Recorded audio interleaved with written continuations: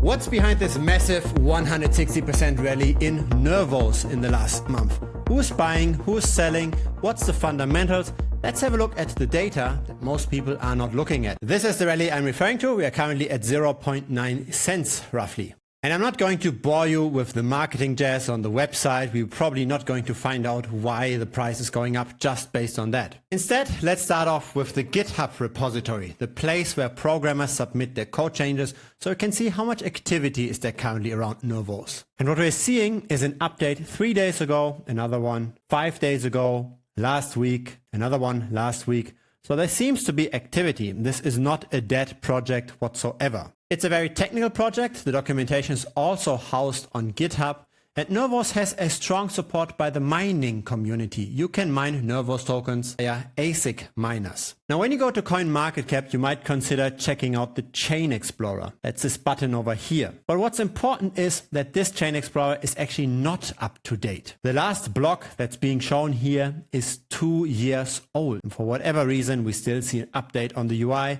But the age here is 2 years ago. You click on a single block and you see this had been mined in 2021. Instead, you want to go to the main page, nervos.org, and click on the Explorer over here. That's where we get the real latest transactions with quite a bit of activity, right? 35 transactions in a single block. And there are many blocks being mined regularly. There's also a statistics page. Unfortunately, not a lot about active wallets. The hash rate is going up, so more and more people are mining this. And so the difficulty is going up as well. In other words, adoption by miners is faster than the token issuance. That's in general very good. But besides that, we don't really know how much the chain is actually being used. We've got the unique addresses used, but that's growing pretty much linearly. We've got the number of depositors and the amount deposited.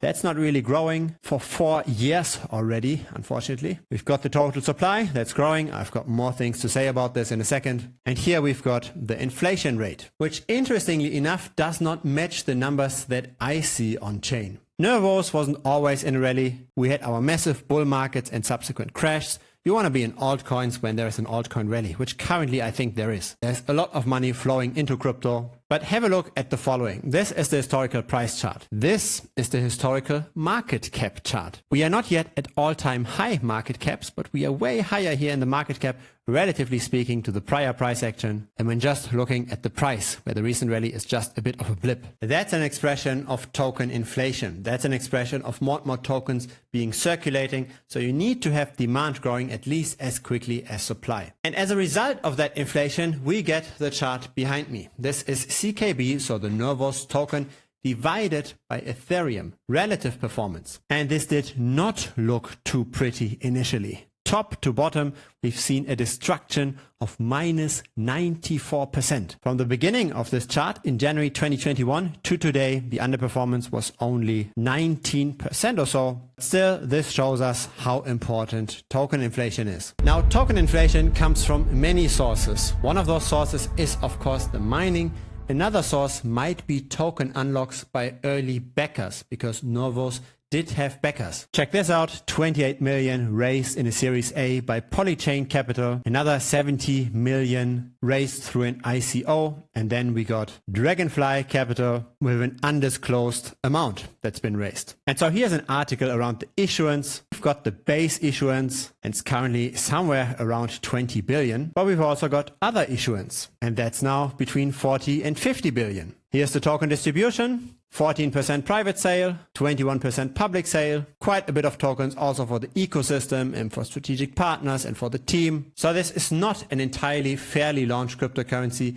Casper, for instance, was fairly launched. This here is not. Have a look at the circulating supply according to Messari.io. It's currently at 43 billion. So that's closer to this chart than to this one. And the expansion in the last year was, according to that website, 30%. The mining inflation might be less, but the total inflation, at least according to Messari.io, is 30%. That's quite high. You need quite a bit of demand in order to offset that inflation. Inflation would be fine as long as attention stays high, but I don't see that. The number of Telegram users is rather shrinking. And so what's causing the hype? It's probably two things. It's an announcement that Nervos is trying to become a scaling solution on Bitcoin. So it's planning to integrate with the Bitcoin Lightning Network and riding basically the Bitcoin scalability wave. The second news is the upcoming halving, right? And the idea is always when there's a halving, when there's a supply shock, that potentially the price could go up, at least psychologically. Still, I don't really buy that supply story, right? Supply is growing still quite fast. And so again, what is causing that rally? Why do we see the price go up by more than 160% in a month when we don't really see the fundamentals align that well? Can the news, like the integration with Bitcoin Lightning, push up the price that much?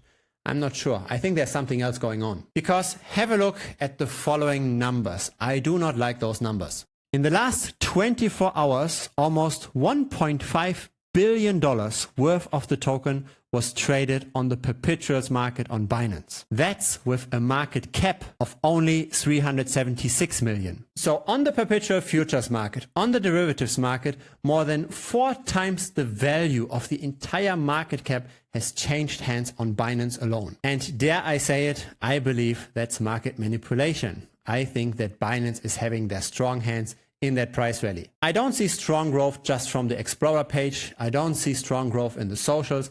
I do see a lot of growth in the supply, but that's not great for the price. The only thing that I can see that's pushing this up is Binance with its perpetual futures. So I don't dare to predict where this price is going. I cannot look into the heads of Binance. It might go further up if the price generates enough attention. If it doesn't, it might simply just come back down again. If it's your first time here, feel free to subscribe. I publish videos regularly. A like would be very much appreciated as well. It helps the channel grow. If you do consider to trade this rally, then make sure not to set any stop losses, because I do expect more manipulation. I do expect both wicks to the upside as well as to the downside. And you don't want to get stopped out through those wicks. If you've got Telegram, feel free to join us. Link is down below.